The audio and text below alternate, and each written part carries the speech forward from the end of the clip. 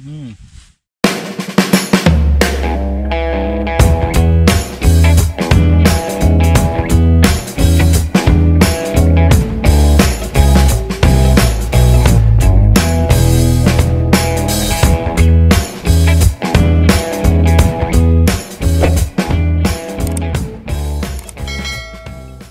Basta mga idol, nandito na naman tayo sa sa lawa.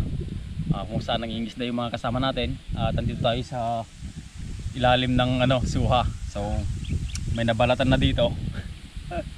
hindi pa masyadong nabalatan. Sinipag si Bunso, binigay sa akin, no. Tapos kakain tayo ng suha mga idol. Yan. Nakagatan ko na to. Hindi pa masyadong hinog pero manamis-namis na.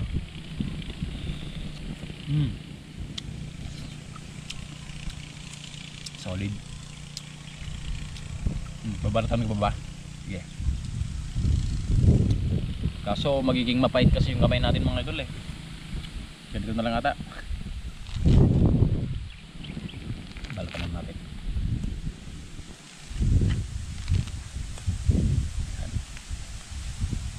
Lalaki ng mga bunga idol. Dami. Yan o. Wow.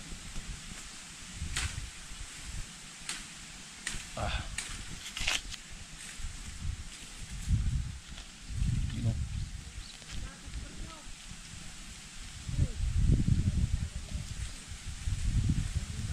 Yan. Buklatin mo lang yan para magsilaglagan yung mga buto. So yung gigin mo lang yan. Makakapit ka pa. Kain na.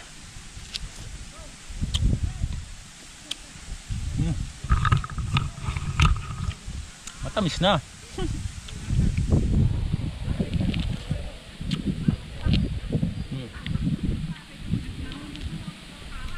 Ingay ng mga nangingisda mga idol. Bahala ka dyan, tumako. Sayang.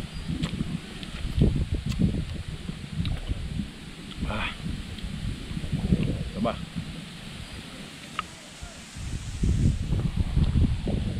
Wow.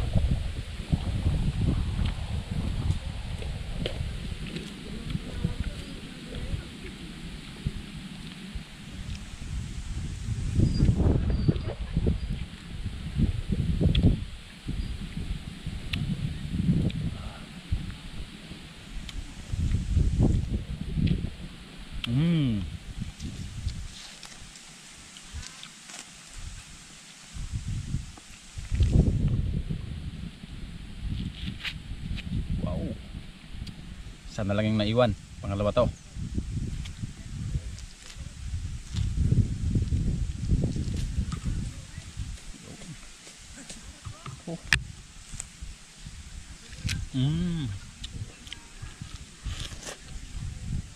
Sarap.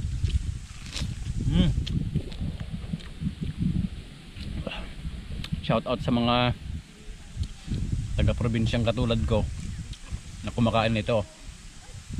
At sa mga lahat ng mahilig kumain ng suha mga idol. Wala kasi tayong suka na may asin na may sili, so okay na to. Last one. Oh. Sarap na ito.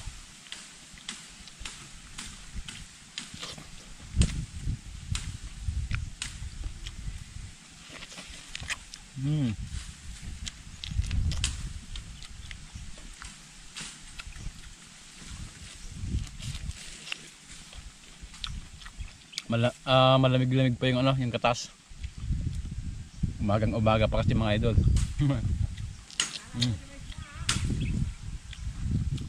Tas na. Sarap. Yun. Nakakain na naman tayo mga idol ng libre at hindi natin binili. Ganun talaga pagka hindi ka maatas sa mga pagkain mga idol. Mga simpleng prutas lang sa paligid, yan. Suha naman to ni Kuya Ambot. Yan, yung calcium tea. So kumuha na tayo ng ano, namulot tayo. Pagka nahinog yan, sobrang tamis yan sigurado. Parang ngayon ko lang nakitang namunga yan kasi nang pumupunta kami dito walang bunga. So sana nabusog ko yung mga idol. Kasi busog ako. Bye bye.